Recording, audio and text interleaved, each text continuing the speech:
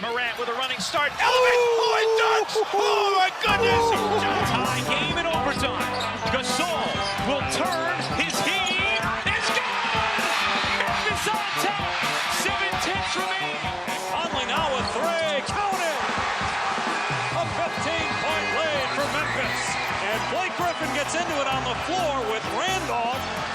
Hard to tell if there are any punches being thrown under there, but Griffin took acceptance. Adams going long. Morant! Oh, he hit it! Ja Morant, insanity! You gotta be kidding me. Welcome to Grits and Grinds, a Memphis Grizzlies podcast. My name is Keith Parrish. The Grizzlies got Ja Morant back. We saw almost a full-strength squad, and they played the Houston Rockets with familiar foes, Dillon Brooks and Steven Adams, but they lost an exciting, close game. They rallied from 17 down in the first half, nearly pulled it off. And to talk about the game, I have Chris Herrington from the Daily Memphian. Chris, first of all, Happy New Year, and how'd you like that game? It was a rough start. It's one of those games where, because it was close at the end, the focus is on the end when the biggest problem was the beginning. The defense and the turnovers early, it sort of had them trying to dig out of a hole the whole game. And that's a hard thing to do against a good team. I was actually surprised they made it all the way back to get into that game at the very end, given the way it started. I guess my thing about that game is you can sort of look at it different ways. You can look at it in a real macro way. This reveals something about the Grizzlies broadly. You know, we've identified that their record against good teams in the West is not great, or the Grizzlies a bit of a mirage. I think there's some evidence there. You could look at it more specifically to the matchup and say 0-2 against the Rockets, who neutralize Grizzlies' depth. They are more physical. Is this a bad matchup for the Grizzlies? When you start thinking about playoff basketball and teams you don't really like the way you match up with, it could be that, or are there things hyper-specific to the game, which includes randomness, right? I think there's something hyper-specific to the game in the sense that the Grizzlies got these guys back, but all the absences over the past week or so has sort of disrupted and disjointed things. And to me, that looked like a disjointed team facing an elite defense. And those two things sort of compounded each other. And we'll see. I'm reluctant to draw hard conclusions about the Grizzlies off of that game. Yeah, I even said, I think last episode, that anytime we try to do single game conclusions, it's preposterous, right? Usually. You did say a lot of good things in there. Like, yes, perhaps it was a bad idea to let the Rockets score 45 points in the first quarter. Could have been. Yeah. Like, that's stunning. I was in between events. I had to go to a soccer practice, and then I was hosting a Grizzlies watch party. I had someone else start the watch party for me, and I'm listening to the end of the first quarter on the radio, and like Eric Hasseltine was just depressed in the first quarter, and it was funny. Right. And then there's the Desmond Bane flagrant foul near the end of the quarter, and they're like, let's go to the replay to see if this was a flagrant foul. Oh, yes, that's a textbook flagrant foul. Like, that's just a bad decision by Desmond Bane. So, yeah, they get off to a horrible start. They allow Şengün has a huge first quarter. They're allowing a bunch of points in the paint throughout the game, especially in the first quarter. But I agree with what you said at the end there, that to me, rewatching some of the game and then watching from basically the second quarter on, I do agree with you that just getting guys back, like, it wasn't a cohesive unit. Like, Santi had missed 6 games and Ja had missed 5 games. And, you know, the way they play so many guys, you never know who's going to play. And I think the coaching staff, even going throughout the game, is like, who do we go with now? And so I do think, and the Rockets, on the other hand, the flip side, the Rockets had won 6 straight road games, had been very consistent. They'd had their lineup together. The Rockets right now know who's going to play. And like, I feel like they were maybe more locked in. And so I didn't get too upset about anything else there. The roster is constructed in a way that people will always second guess 2 of the 5 people on the court at the end of the game if they lose the game, like always. Yeah. But it's also it's not because it's not clear who those 2 people should be. Right. And it feels like the team is still very much in the experimentation regular season as a laboratory mode, which is fine, by the way, because this is still the first half of the season and they've had lots of player absences. But it does feel like one of the things that has to happen over the next couple months is getting a cleaner sense of who you are and who you want to be and what players' roles are, if you can, as you head towards the playoffs. And I do think that game was a reflection of sort of the lack of that a little bit. One of the things that jumped out to me, if you just look at the box score of that game, one of the things that just leaps out to me is Ja Morant had 22 field goal attempts and 3 assists. And that is not, this is not a criticism of Ja Morant. To me, that is a reflection of the disjointedness of the team. Like, that is not what a good Grizzlies basketball game looks like, right? It's just that's a sign of the things are not flowing in the right way. You're not getting the kind of stuff you want to get. Yeah. And so, it was a little bit of a, Ja and Jaren going one-on-one. The other, it was just an out of whack kind of game. I am interested to see these next 5. Like, I want to look up after these next 5 straight games now, additional games, but 5 straight going forward against playoff level teams in the West with a real team in place for you to play against them. And so, like, maybe, you shook a little bit of the cobwebs out against Houston, and let's see what happens over these next 5. So the Ja Morant low assists, we've seen this now consistently in games against good squads, especially good defensive squads.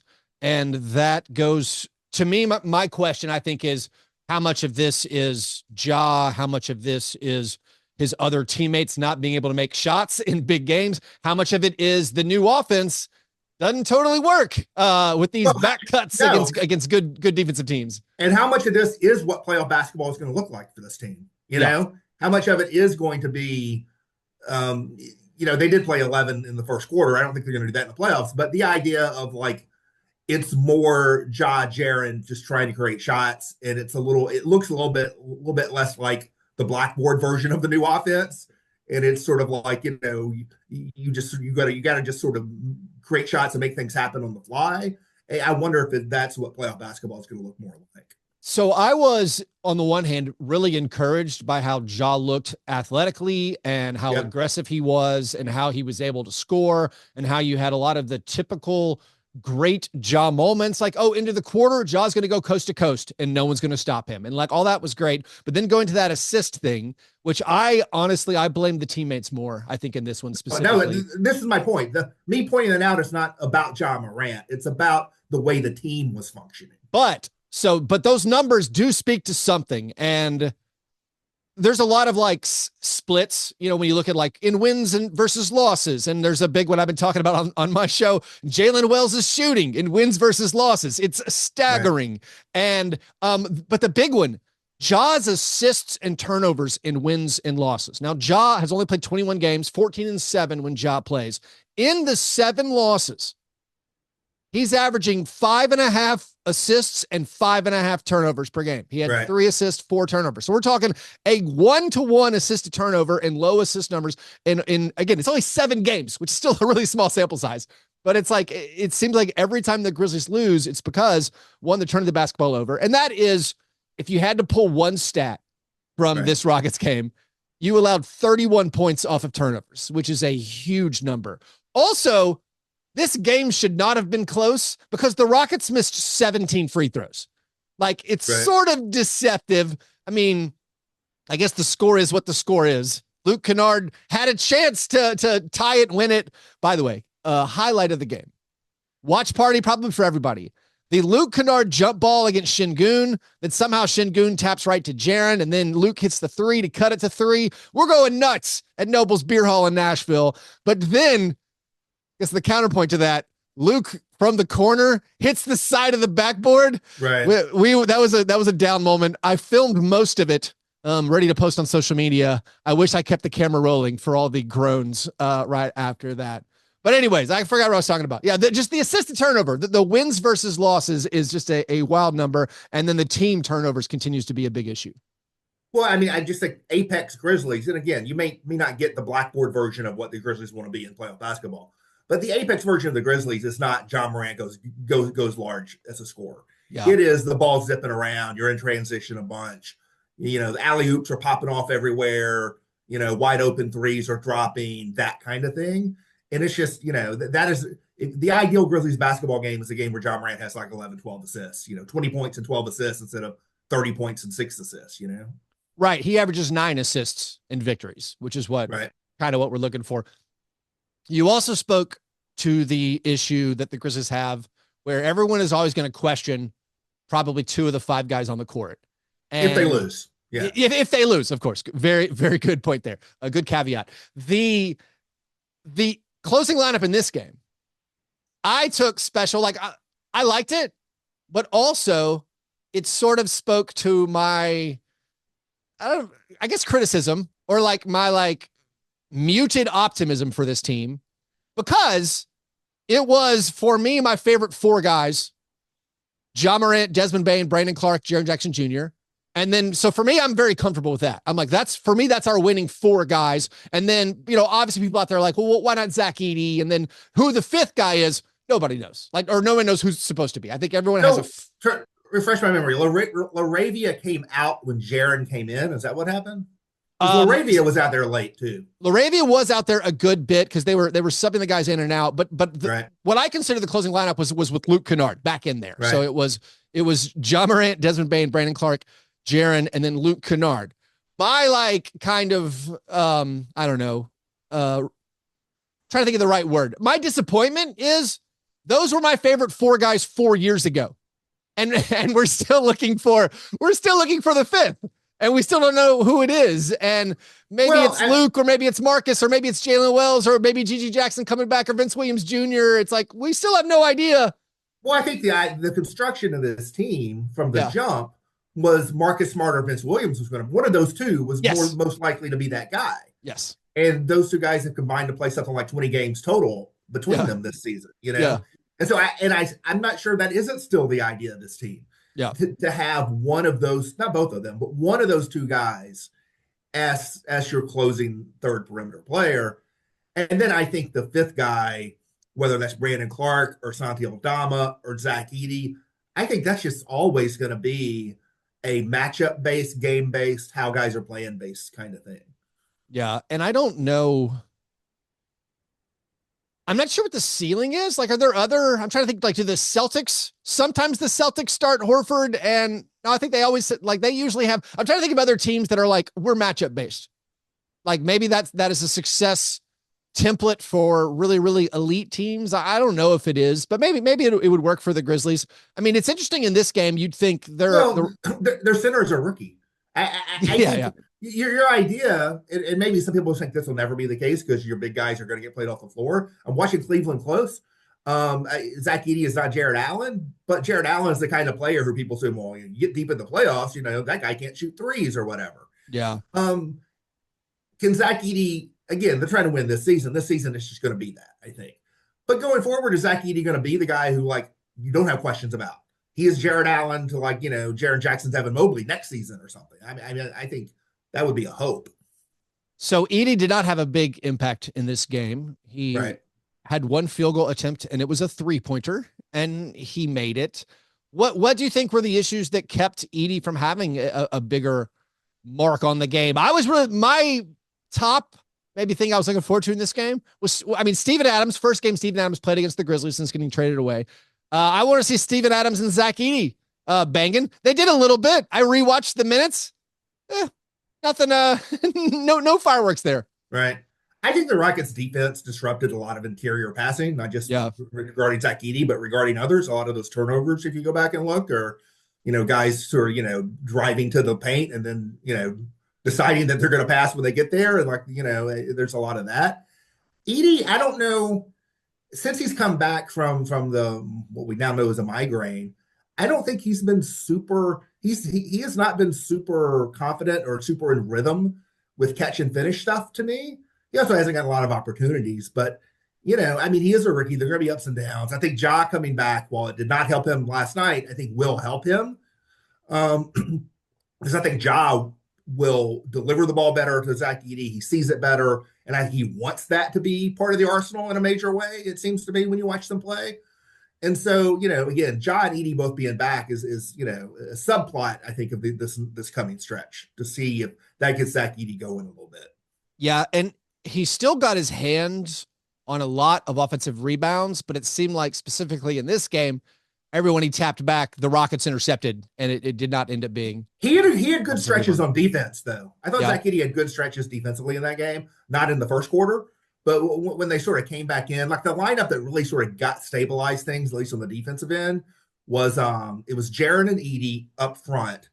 And then it was Jalen Wells, and Scottie Pippen. And Jalen Wells, Scottie Pippen didn't have good games. Yeah. But defensively, like that's the lineup that stopped the bleeding, and I don't remember whether that was, I think, early second quarter, maybe. Yeah. And then again, coming out in the second half, I thought Edey had some good stretches on defense. Well, very similar to the Mavericks game after a first quarter where you allowed a lot of points, the Grizzlies kind of locked in and played good defense the rest of the game. I mean, the Grizzlies only allowed, I think, 18 points in the fourth quarter. And that's why I go back to the beginning of the game as much as you can focus on the end. The turnovers were a game-wide problem and a multi-game-wide, season-wide problem. The turnovers are just a problem.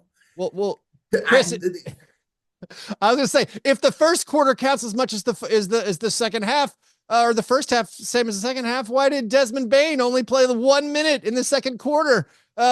Being preserved with foul trouble. I'm sort of joking here. This is one of our this is one of our pet peeves here. It's one of our things. But same with Brandon Clark. Brandon Clark, ninth man, got in quote unquote foul trouble in the first half. Barely played. But the Grizzlies defense to me has been too inconsistent lately. There have been too many games where you look up and like they're giving up the 65-point, 70-point first half, and then they sort of tighten up. I don't know. The defense for this team has been more reliable across seasons than the offense. And I feel like the last few weeks, one of my disappointments is that the defense has not been as consistent as I think it needs to be. And, I think some of this lineup stuff will hopefully sort itself out. But like the defense and the turnovers are the things. If they can just get a little bit more consistent on both of those fronts, it's going to take care of a lot. I mean, even beyond the defense, which like NBA games, you're going to give up 40 points in a quarter, regardless. Like the Thunder are going to give up 40 points in a quarter, even though they have historically great defense right now.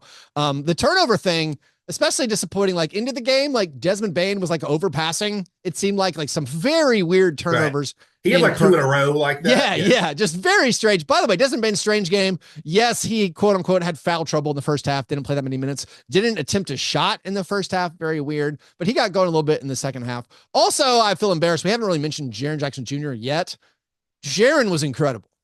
Jaren within again, an unbelievable statistical game. But I mean, beyond that, like you saw it, eye test, incredible game. The Rockets couldn't stop him. He was very dominant. He finishes with a very rare stat line, has 21 points, 8 rebounds, 4 assists, 6 blocks. It's a season high 6 blocks for Jaren, 2 steals. He joins Pau Gasol as the only 2 players in franchise history to hit all of those marks in a single game. So Jaren was great. Ja was pretty good, but again, I think the turnovers killed him. And also, I think maybe the biggest lineup thing that stuck out to everyone. This is just not the hardcore us nerds like looking at all the little lineup data things. I think everyone, casual viewers and hardcore viewers alike. Let me guess. Ja, Jared, and Dez all on the bench at the same time? That's like something that screams out to you like, oh, we're totally healthy or whatever. Yeah. We're reasonably healthy. We have our big 3 back. You get all 3 of those guys. You don't need to do this, right? Yeah. Like go watch Cleveland play, right? When they break up their starters, like you got Donovan Mitchell, Evan Mobley stretches, and you got Darius Garland, Jared Allen stretches, and then the Avengers assemble again at the end kind of thing. And the Grizzlies should operate something more like that, probably. Yeah. And beyond that, like you had the second half one where you didn't really have any shot creators, it felt like. So Scottie Pippen Jr. is part of this rotation. Like you're playing Scottie Pippen Jr. And yet in the minutes Ja Morant was off, Scottie Pippen Jr. was also off. And it's just like, this is very odd. And I guess you played Santi at the 3. Santi didn't have a great game, but like I'm fine with Santi at the 3. He's one of your better players. It was just notably weird. And you also go to the fact that maybe we're just conditioned as Grizzlies fans to no longer get that upset by this. But it's like, well, all the Rockets starters played more minutes than our guys. And that's all right. That's our thing. We've accepted that. We've stopped complaining about that. But then going to, well, why aren't we staggering our best guys? I mean, the first part I did accept in this game because you got enough guys back to play your 11-man rotation, right? So, congratulations on that. And then you did have a lot of these guys, like all 3 of your stars were questionable in the injury report. And, at the beginning of the day. So I was surprised Jaren went 34. I didn't necessarily think they were going to do that. I do think that what we saw over the past week with some of the absences, where Jaren and Dez and notably Jalen Wells were all going mid-30s like every game for a few games, I do think that is a preview of coming attractions. I think they're not going to do that during the regular season, and people are going to wring their hands about it sometimes when they lose. I do think come playoff time, Ja Morant, Jaren Jackson, Desmond Bane are playing 35-minute games. Yeah. But I started speaking before you finished your minutes total. I hoped you were going to go higher than 35. I was trying to be conservative. I want to see 39 minutes a game. Well, I'm not asking for a tips 40, maybe 39. Well, game logs, you're going to see that. Like that is what they've done. I know. There's that. I always go back to that game one loss against the Warriors. In whatever year that was. John Jaren both at 30. Yeah. Where we played so many guys and no one like I think Jaren was under 30 minutes and it was like, what are we lost by 1. The Grizzlies. Right. I'm sorry, the Grizzlies lost by 1, and it was that's a tough one. Chris, let's take a break and then we'll come back. We'll talk a little bit more about this game and the continuing gauntlet of the upcoming schedule.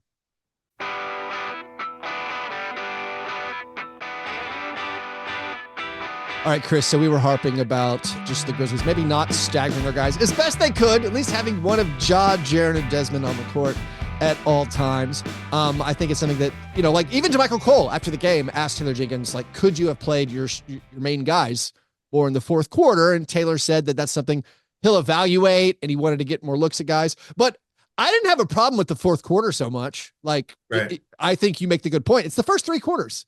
It's Desmond Bane only playing 17 minutes in the first 3 quarters because of fake foul trouble. And it's like, whatever else. I mean, mainly Ja, Jaren, and Dez, I thought did play in the fourth quarters. I guess looking at sometimes it now, I do think, and this is like a basketball coach disease. Yeah. And I think maybe Taylor Jenkins has a worse case of it than most. There's a lot of like you play for the end of the game instead of just playing the entire game. And that is something that always sort of bothers me a little bit.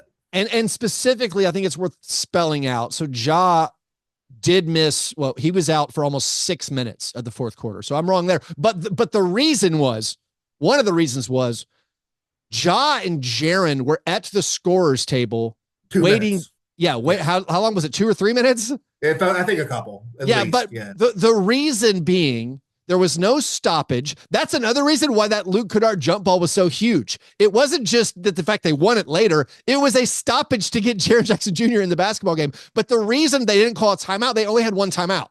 So like, I completely understand. I mean, I'm not a basketball coach, but I understand not using your last timeout with 5 minutes left to sub it. You're like, surely there'll be a foul or it'll be out of bounds or hopefully we'll do okay here. So I think those playing time numbers, it would have been Ja Morant would have been at like 31 or 32 minutes. Jaren would have been at 36 minutes, which is a lot of minutes for a guy, again, like you said, was questionable coming into this game.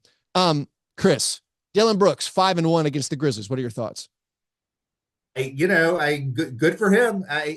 He got the win with a Dillon Brooks-esque shooting night. Classic. And so you can't have it all. If you're Dillon Brooks, you can go 2 of 15 or whatever and get the win. Yeah. He got himself to a good situation, both in general and for beating the Grizzlies, it seems. Yeah. The game took 2 hours and 45 minutes. There's too much of that lately. Yeah. I don't know if there's a log anywhere that actually has the game lengths that I can access. I don't think that's on Basketball Reference anymore. Also, here's an annoyance I have. If you look at the game book, which is like the for anyone who doesn't know, it's the printed up stats of the entire game that they put together. It's like this PDF file. The game book does not count game length starting at like 7 p.m. They started at tip off. What's the like point of that? 12 or what's the point of saying the game was 2 hours and 32 minutes starting at 7:10? Like, no. The game was 2 hours and 42 minutes. Anyways, I legit wonder this. Baseball's trying to get shorter. The NFL made its game shorter. Does the NBA care that maybe it's just a Grizzlies specific problem that we're playing 2 hour and 45-minute games? I mean, I'm opposed to the replay stuff. And so I think that's the main, I don't know what else you do other than that, right? What you do want a running clock during free throws? Like, I don't think so. Yeah. But to me, it's the replay stuff. I would like for it to all go away. I'm fine with not having it. I guess also we would get our podcasting credentials taken away if we didn't mention the final sequence where Taylor Jenkins called a timeout. And so of course Bane makes the shot, but like I'm at a watch party, we can barely hear the whistle. So we didn't like rewatching it. I'm like, oh yeah, that whistle was real loud and real far before Desmond Bane. Like Desmond Bane had not begun his upward shooting motion when the whistle came. You know, Jenkins called it both sort of too early and too late. Like if he had called it like immediately after the change of possession, people wouldn't be hot about it. It was like he was letting them go, and then he felt like, oh, we're about to not get a shot. Yeah. And then he called, and so it was just I do think it was a bad decision. He said it was a bad decision after the game, and I agree it was a bad decision. It's an easier thing to say in hindsight when you're not in the heat of the moment and Bane happens to make that shot, right? Right. Yeah. If Bane had missed that shot, it still would have been a bad decision, maybe, but it wouldn't seem that way. I thought Nate Duncan made a good point about this, that, you know, irrespective of the make or miss of the shot, he sort of made 2 points. One, the Rockets are going to be much more reluctant to foul and transition in that moment. Yeah. And once you take the timeout, that gives them the opportunity to do the non-ethical thing and do that foul. Yeah. And it's the kind of thing where as hard of a pill as that was to swallow, it wouldn't have been I don't think it would have been quite as bad if they come out of the timeout and they get a shot and they just miss the shot. But you don't even get a shot in that situation.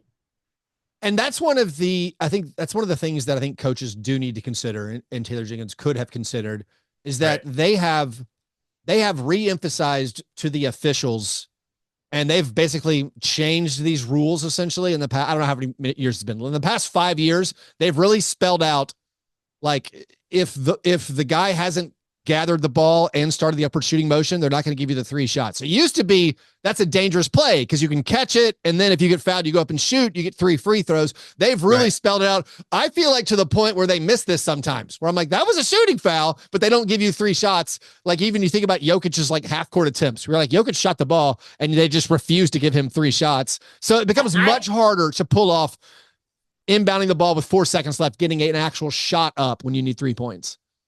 So much. I almost don't want the team I'm rooting for to do it, even if it's good strategy, just because it feels like this is not the way basketball should work. It's such a sad trombone way to end the game, you know? Well, I mean, like FIBA basketball, you can't call live ball timeouts, like, or the players can, but like coaches cannot. So it's that leads to just play basketball. Like you had a chance to play basketball, and like it is probably easier to get an open look in transition. Even if it's not an ideal look, you're at least going to get the shot off. Of course, the Grizzlies don't get the shot off, like you said. Things can go wrong. You got 4 seconds. You got to make the inbounds pass, which sometimes is hard enough to complete. It's just, I mean, it was a mistake. He knew it was a mistake. Mistakes happen, and so we don't need to form a international tribunal. Honestly, it's a mistake I'm not upset about. This doesn't. This raises to like 5% my ire of pulling Desmond Bane out with 3 fouls in a first half, or pulling Brandon Clark out with 3 fouls in the first half. The Rockets are now a game and a half up on the Grizzlies, 2-0. What were you gonna say? No, I was anticipating where you were going. I'm gonna say just overall, I'm not even going to narrow this down to the record against Western Conference teams with a good record. I'm just going to say Western Conference teams. The Grizzlies have the 10th best record in the West, just if you count games against Western Conference. They're 500 against the West, 11-11.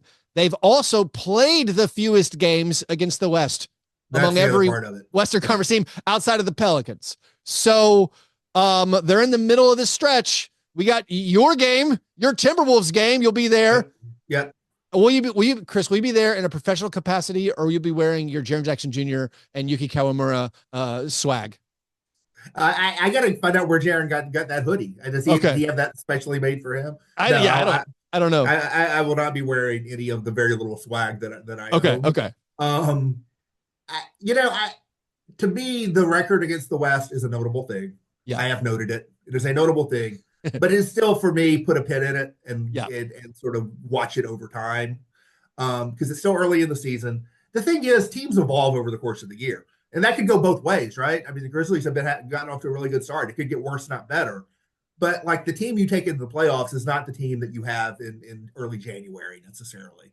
So it's something I think to keep an eye on, and especially over these next 5 games. The sample is about to increase a lot in a short amount of time. Yeah. And also GG Jackson is supposedly extremely close to coming back. We think he keeps he's practicing, fully active with the at least. hustle. And so, yeah, he's been fully cleared for on-court stuff. So I'd be surprised if we don't get an upgrade on him in the next couple games. Yeah. So that will be exciting. And then it becomes, I think, even harder for Taylor Jenkins. Now there's just yet another guy where we're like, well, why isn't GG Jackson out there? Why, so, I mean, it's going to be interesting. And I guess it would be great if GG just showed up and erased all doubts. Like, that'd be fine. Like, I'm all for it, Yeah. If he is undeniable when he steps back on the court. I mean, that's not an expectation anyone should have, by the way. Yeah. But all things are possible. Well, and that would even, I guess that raises the question for me, what is undeniable? Because like, I'll say when we think about the legion of players that we could pick from to close out like our 5-man lineups ending games, like for me, I felt like Jake LaRavia had like I don't know how long it was, like an 8-game stretch where he looked incredible. And I'm like, oh, well, why isn't he the guy? If GG Jackson had done what Jake LaRavia had done for 8 games, I think GG Jackson would be in, he'd be like, well, that's our closing guy. And there's so many options where it's like, all right, if you have a rough first 3 quarters, it seems hard to be like, all right, I'm going to go to somebody else. So like, what would GG even have to do that would be undeniable? I mean, I think if you get some of these lineups where you break up the starting lineup and you don't have you have 1 or 2 or maybe 0 of your big 3 out there, and GG is out there just wrecking second units as a scorer and is holding his own in other facets of the game, I think he definitely has a chance to force his way into the mix in a major way. I think he has a chance. He has a chance. He could just bury Jake LaRavia. That's an option, frankly. Yeah. But that's not guaranteed. All right. Last thing, next 5 games at the Timberwolves, then at the Rockets, then at the Spurs, and twice. So we had a 4-game road trip, and then you come home for the MLK Day game against the Timberwolves. Those 5 games, what's your record prediction? I mean, it feels like it's going to be the 2-3, 3-2 range. It feels like anything better than 3-2 seems unlikely. Worse than 2-3 seems like a pretty big disappointment. I mean, 2-3, I think Grizzlies fans will be disappointed in 2-3, but 2-3 with, the other 3 being competitive games to me would not be a source of grave concern. Well, you're going to be underdogs the next 2, technically, according to the sports books. I'm pretty sure the Timberwolves will be favored, and then Rockets will be favored. You're probably going to be favored, I would say, at the Spurs, but it's going to be close.